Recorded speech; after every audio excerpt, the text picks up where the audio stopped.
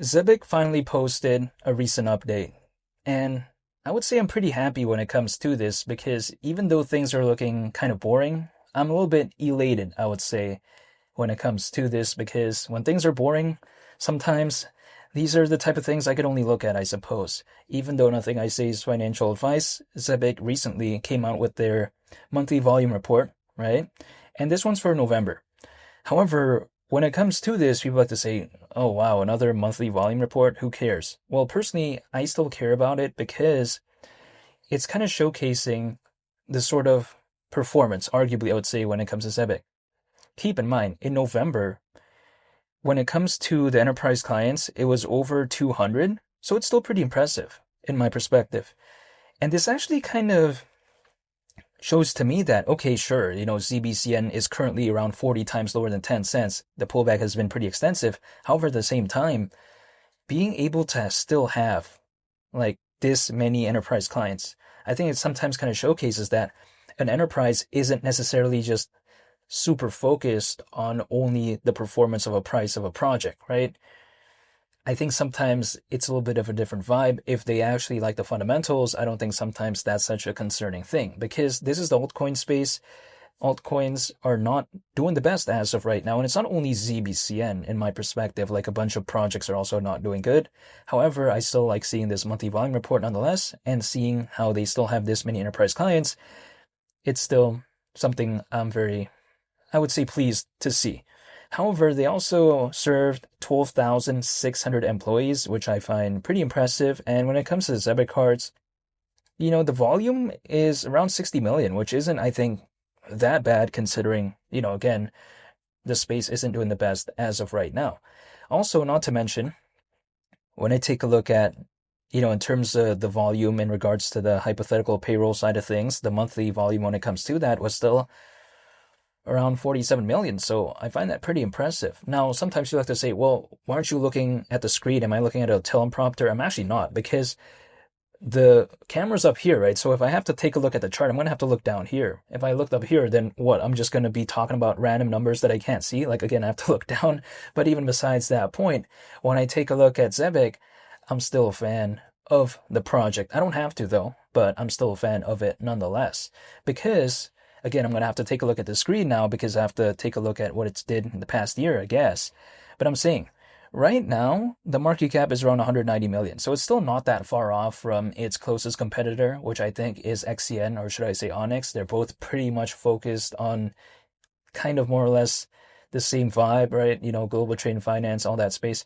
But even besides that, with it being the way it is as of right now, it's now officially, right, in my perspective, at least from what I can see, lower in terms of market cap than where it was back in July, which it could be viewed in two ways, right? Of course, in a certain aspect, it's not such a good thing. But in another aspect, in my perspective, I'm still a dollar cost averaging. Now, what will ZBCN do in the next month? I mean, I cannot control that. There's no way I could do anything about that. But if hypothetically it is lower, you know what? I'm still a dollar cost averaging once a month anyways because I voluntarily chose to do that. I'm not telling anyone to do anything. But also at the same time, I'll never be able to know if there's ever going to become a recovery, right? Or should I say, if there is even a hypothetical recovery when it comes to this altcoin space. And if, let's say, there was one in a make-believe scenario, that exact moment is not going to be a moment that I would know either. So I'm just, again, just, I guess, dollar cost averaging once a month in an event where maybe in case something like that does happen, I maybe want to be a part of the journey, which is why I have not stopped dollar cost averaging and why I'm still holding. Now, some of my friends out there, they are still holding, but they just don't want a dollar cost average anymore. And again, that is not my decision, right? I can only control myself. But this is just an experience I wanted to talk about, basically, when it comes to some of my friends and what I've observed in that case. Because when it comes to Zebec, I mean, still even coming out with the monthly volume report, I think is still pretty impressive considering how some other projects out there, they have completely stopped updating. In which case, it's a bit 50-50, right? Maybe a little bit of a loss of motivation, maybe in a sense there's really nothing to update about, but whatever the case may be, as of right now, it's not such a good time for altcoins. And some of these projects out there, I think maybe they're feeling the effects of that. But in my perspective, if I was running a project and I stopped updating when things were not doing the best, what message does that send, right? What vibe does that portray? You know, what does it showcase out to the public, I would suppose?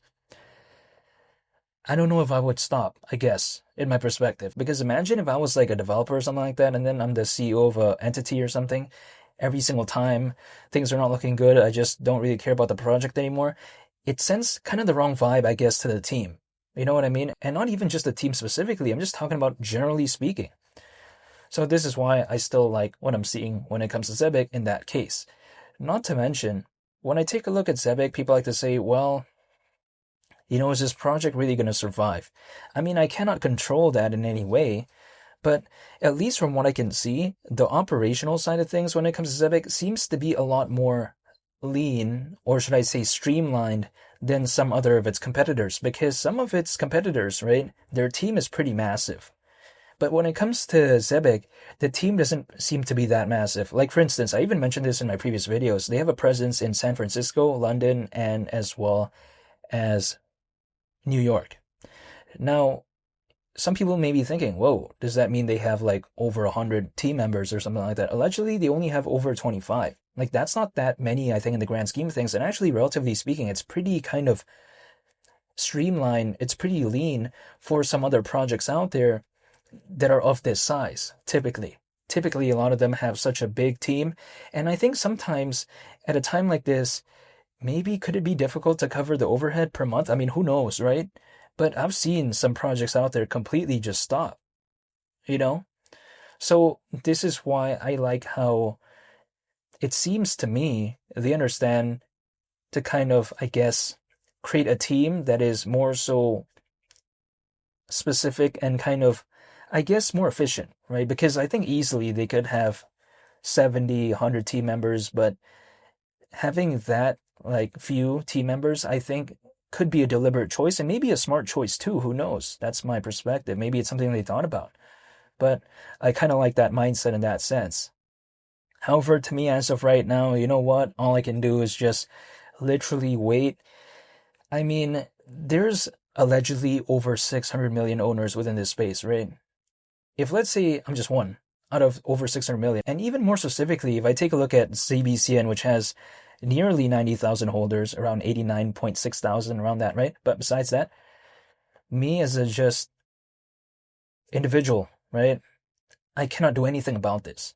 Like, there's nothing I can do. And also, I'm not privy to things that other people don't know. Like, the only thing I can take a look at is what other people literally know as well. Like, I take a look at the posts, I take a look at the price chart, that's it. But the thing for me is, because I'm aware that I cannot control anything, basically, I'm going to stay patient. Because imagine if I try to feel like, oh, I need to try to find this or that, I need to try to find the best thing to do at this time or whatever time. I think I'm just going to probably tire myself out. I don't want to do that. If I like a project, I just dollar cost average once a month and that's it. I guess that's all I can do. But I'm not telling anyone to do anything. And really, I mean, I'll never be able to know when there's going to be an altcoin season, but I just want to be hypothetically, arguably, I would say maybe ready if there is a time when there is one, because I don't think I've seen one during this cycle, but you know what? I'm going to stay patient, and I think that's it. The way you take a look at it, who are the individuals that seem to be pretty elated, right, holding Bitcoin right now? Is it the individuals who got Bitcoin recently, or the ones that held when it was like at $1 or like $10? I mean, that's just my perspective. So yeah, when it comes to this, I'm just waiting. However, I'm not telling anyone to do anything. I want to say thank you for watching, and I'll be sure to make more updated videos and talk more about ZBCN.